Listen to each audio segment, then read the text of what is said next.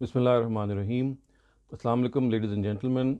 Welcome to this session of our Islam Study Circle. The Quranic verse that we're going to discuss today is verse 48 of Surah Nisa, and it mentions the punishment or the godly punishment of polytheism, which of course the Almighty is going to mete out to people who are guilty of intentionally indulging in it. So the verse is, إِنَّ اللَّهَ لَا يَغْفِرُ أَن يُشْرَكَ بِهِ وَيَغْفِرُ مَا دُونَ ذَلِكَ لِمَن يَشَاءُ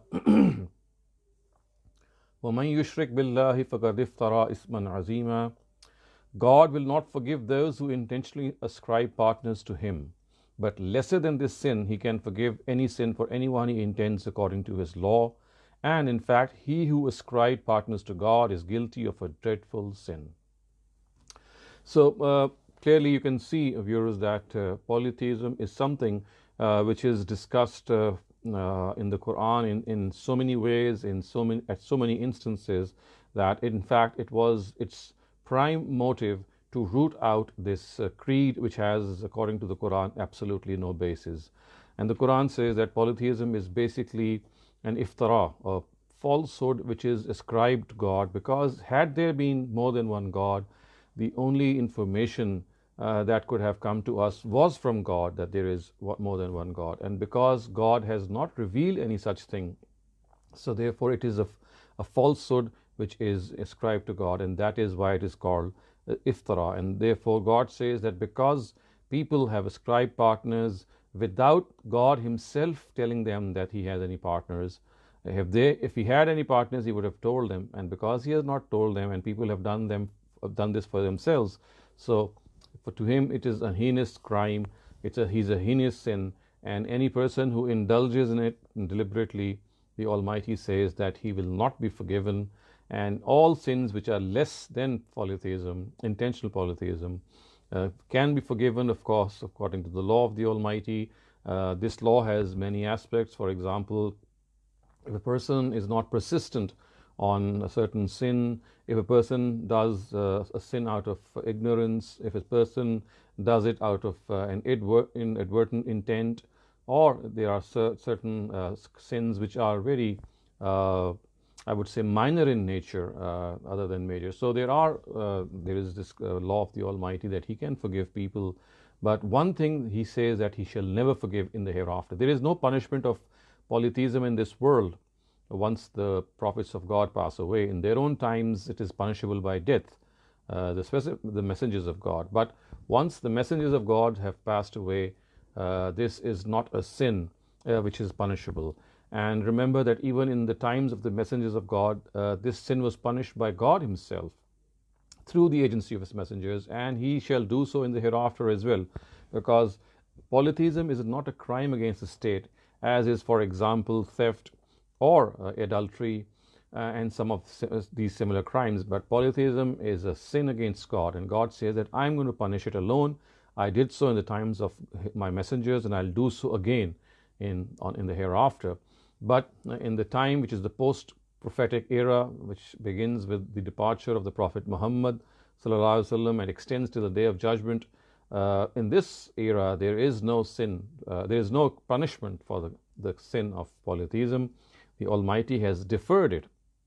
And what needs to be understood here is that at times people indulge in polytheism, and indulgence in polytheism cannot earn them the label of mushrik or polytheists, because a person is a polytheist once he acknowledges the fact that he's a polytheist.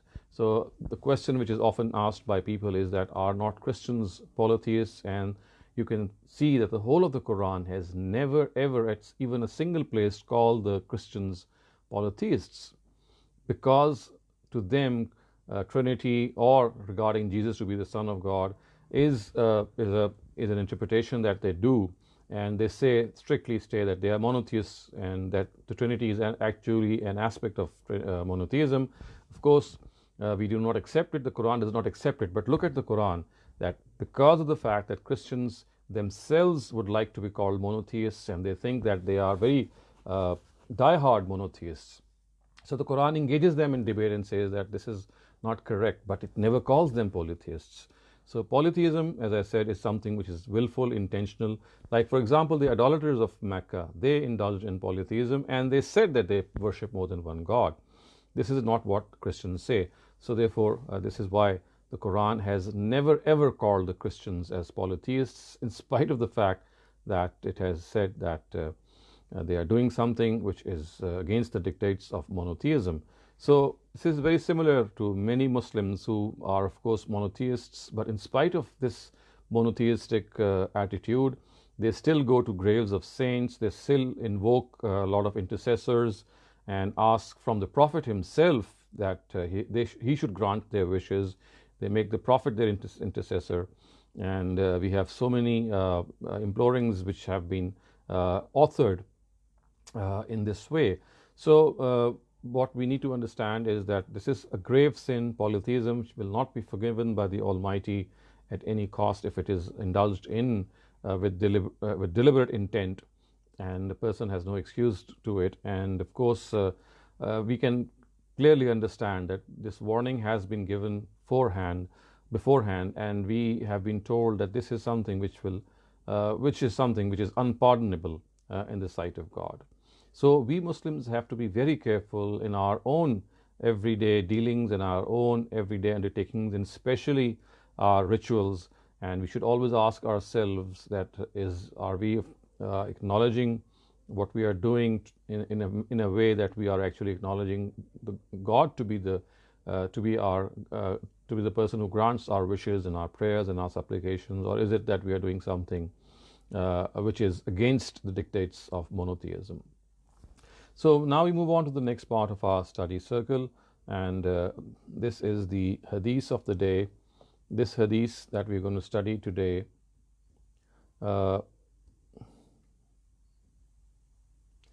is actually the hadith which depicts the prayer of Istikhara, the dua of Istikhara. And let me just, it has been cited from the authority of Al-Bukhari and narrated by a famous companion of the Prophet, Javed ibn Abdullah. So the words are, Allahumma inni astakhiruka bi'ilmika wa astaqdiruka biqudratika wa as'aluka min fadlika al-azim fa innaka taqdir wa la aqdir wa ta'lam wa la a'lam wa anta allamul ghuyub. Allahumma in kunta ta'lam anna hadha al-amra khayrun li fi dini wa ma'ashi wa aqibati amri faqdurhu li wa yassirhu li summa barik li fihi. وإن كنت تعلم أن هذا الأمر شر لي في ديني ومعاشي وعاقبة أمري فاصرفه عني واصرفني عنه واقدر لي الخير حيث كان ثم ردني به. So its translation is, O God, I seek goodness through your knowledge and through your might. I seek strength, and I request from you your great blessings, because you have the might and I do not have the might. You know everything and I do not know, and you have knowledge of the unseen. God, if in your knowledge this action which I intend to do is better with regard to my religion, my life and my fate, then destine it for me and make it easy for me, and then add blessings to it for me. God, in your knowledge if this action is evil for me, for my religion and for my fate, then turn it away from me, and God, whatever is better for me, ordain that for me, wherever it is, and then make me satisfied with it. It's a beautiful prayer, ladies and gentlemen, and you can simply see from the words of this prayer that a person is at crossroads. He has done all that he could have done. He has expended all his energy, all his experience, all his effort to find out at the crossroads that which is the route he should take. And it is here that he implores the Almighty and says that if in his opinion, if in God's opinion, there is certain good hidden in that way that he is supposed to choose, then make it easy for him to tread on that path. And if it is something which is against his religion and his worldly life, then turn that person away from that path, and again satisfy that person that whatever decision that he has taken is the right decision. So the prayer of Istikhara, the dua of Istikhara, the supplication of Istikhara, as you can see, is such a beautiful dua. It's a beautiful supplication. But remember, it is a supplication, and because of the fact that there are a lot of misconceptions about the dua of Istikhara in our society, that we need to clarify some of these. First and foremost, we have to understand that it is a dua, it is a supplication, and like all supplications, it has to be done when we have expended all that we could have done. You see, we just simply cannot pray that we succeed in exam if we have not even attempted to prepare for it. It's not going to happen. And if a farmer actually prays that he has a good crop and he has not even given it manure, or he has not taken good care of it, he simply does not have the right to make such a supplication, or if he does so, it will just go unnoticed. So the principle of a supplication, including the supplication of istikhara, is that a person must do everything that he is supposed to do in his own experience, in his own understanding, and exercise every bit of effort. When it's not possible for him to take a decision, he then should raise his hands and ask God to guide him, because all the options that he has probably have equal probability of acceptance, and he is not being, or she is not being able to understand that which of these options should be adopted. So it is here that he is raising his hands and asking God to guide him.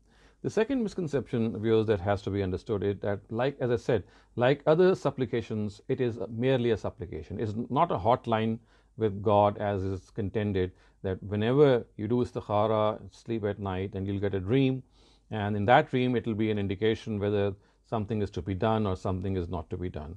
This again is something of a big misconception.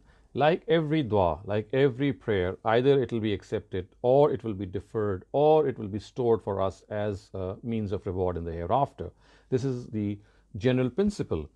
However, if it is accepted, then of course this acceptance can go through various paths. For example, you could get just a brainwave, okay, I'll choose this path because suddenly I have my own preference. Or someone can just come along and you discuss the matter with him, and he or she guides you, and you get a certain reason of preference. Or it could even be an indication that while sleeping, you keep thinking of your the situation that you are in, and then at night God guides you.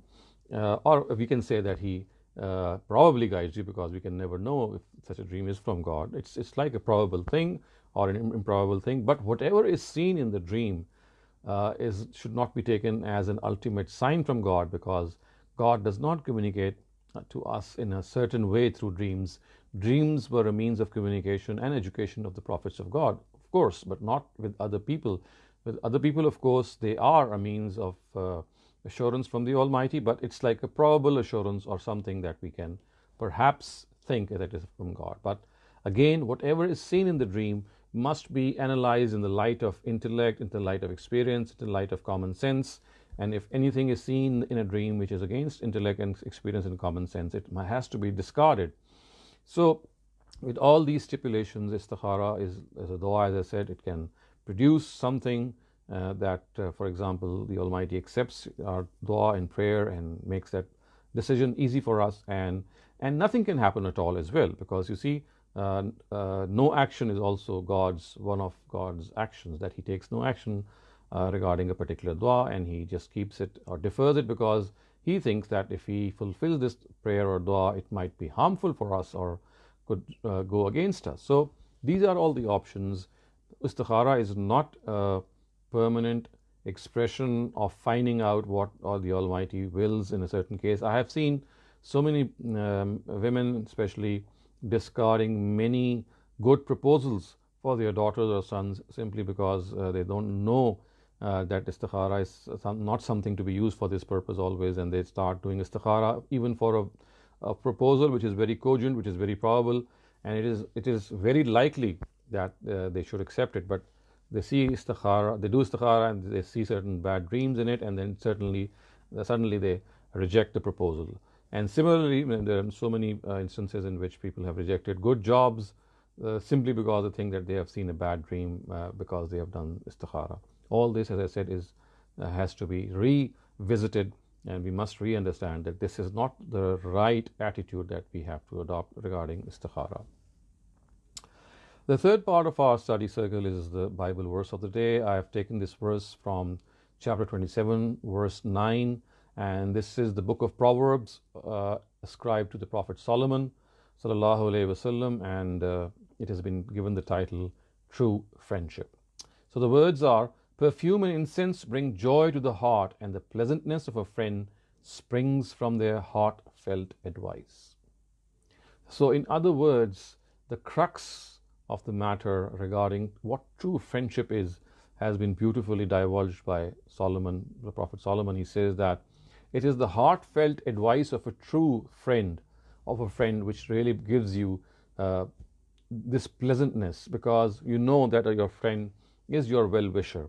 He or she is not going to point score against you or to belittle you or to bring some harm to you. So the pleasantness of a friend springs from their heartfelt advice. So friends, of course, if they have this heartfelt advice, they really think of their friends as if they are doing something in their favor, and they are looking after their friends. And of course, at times this heartfelt advice is also not harsh in words, but of course it can be harsh in its meaning.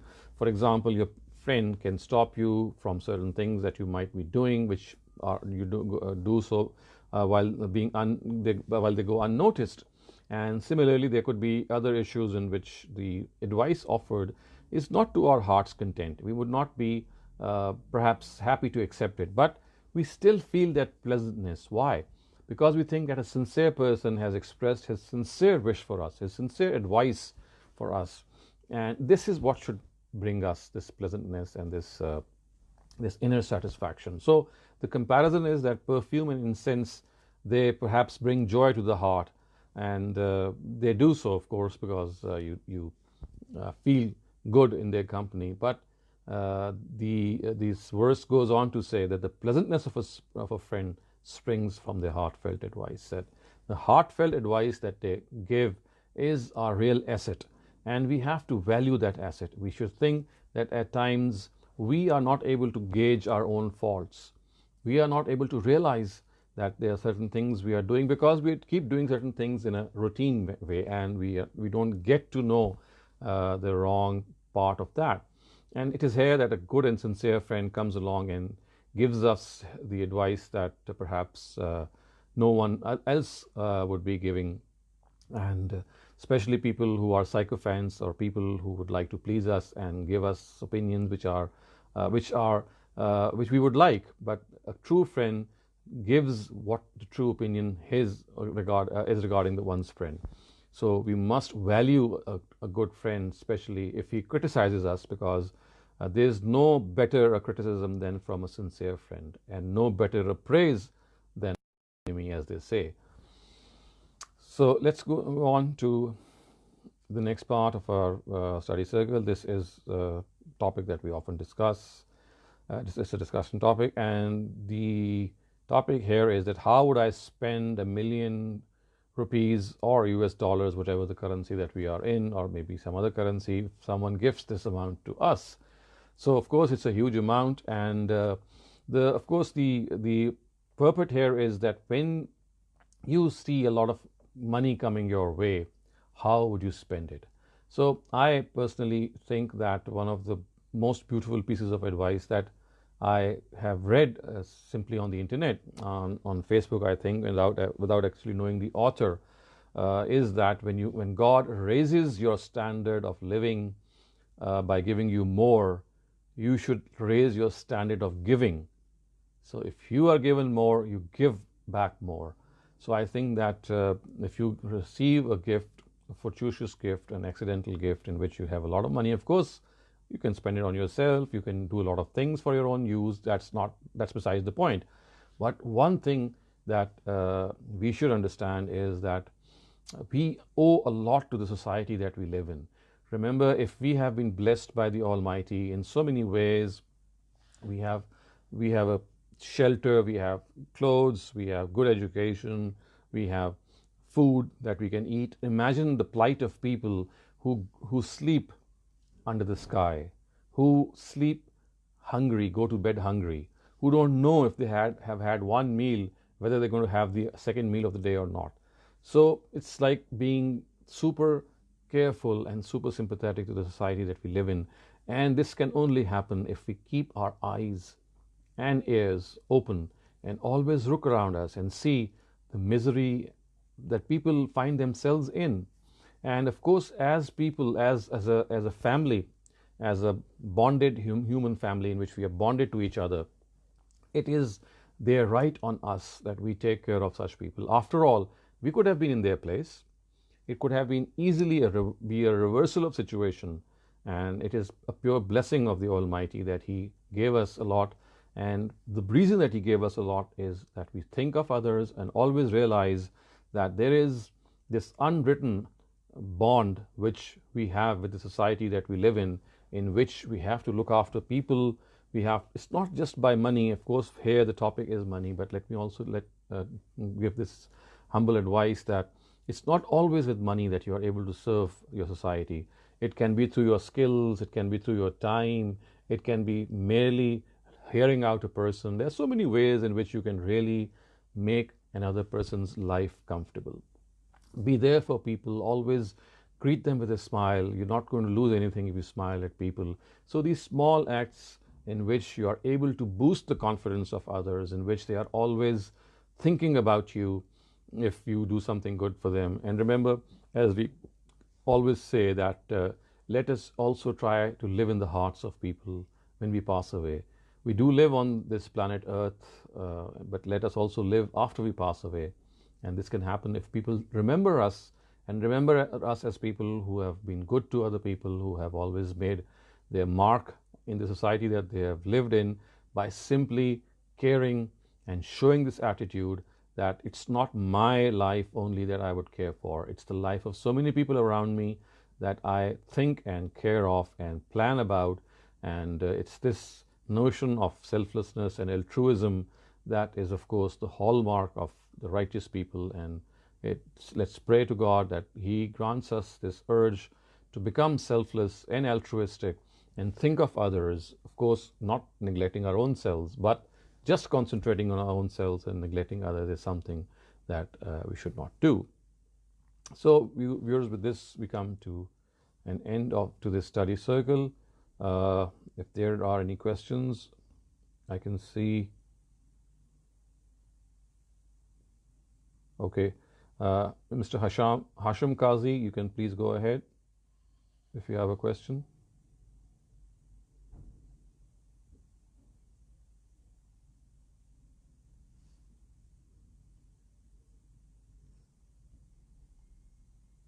Hello? Yes, please go ahead now. Can you hear me? Yes, I can hear you loud and clear. My question was regarding the Quranic verse Mm-hmm. regarding shirk. Mm-hmm. I remember, I'm not sure, I don't have the exact reference. I read it in the Quran, something related to somebody following his own desires, Mm-hmm. or maybe specifically carnal desires. It was related to the shirk. So what I'm trying to understand is that shirk, first of all, is it true or not? Secondly, shirk is only related to like God, or it can be related to the other aspects as well. For example, we have heard about some work by Allama Iqbal, Dr. Shehzad, talking about shirk of nationalism, something like that. So they have explained that there are other forms of shirk as well. So just wanted to understand. So, as far as the first part of your question is concerned, you need to find out the verse so that we can discuss it. I don't have that in mind at the moment, and I don't remember anything of the sort in which a certain thing which is done other than what we conventionally do regarding shirk to be called as shirk, like for example base desires. So if you come across that verse, we'll discuss it maybe next time, or you can just email that to me. And as far as your second question is concerned, again I would say that that is a slightly more extension of what the Quran calls shirk, you see, or polytheism. It is like associating someone in the beings and attributes and the actions of God, which is the common definition of polytheism, in which we actually ascribe something of the nature of godliness to that person, or Godhead to that particular action. I would not say that nationalism or some of the other things. For example, I know that there are some of the scholars who think that standing, for example, for the national anthem or for the flag of a country constitutes polytheism or the likes of it. I humbly would disagree, and I don't think that this is what when we are listening to the national anthem or bowing our heads before our national flag. It's not that we are revering it as if it was God or something. Of course, it's just a manner of paying respect and honoring what we think is the symbol of our country.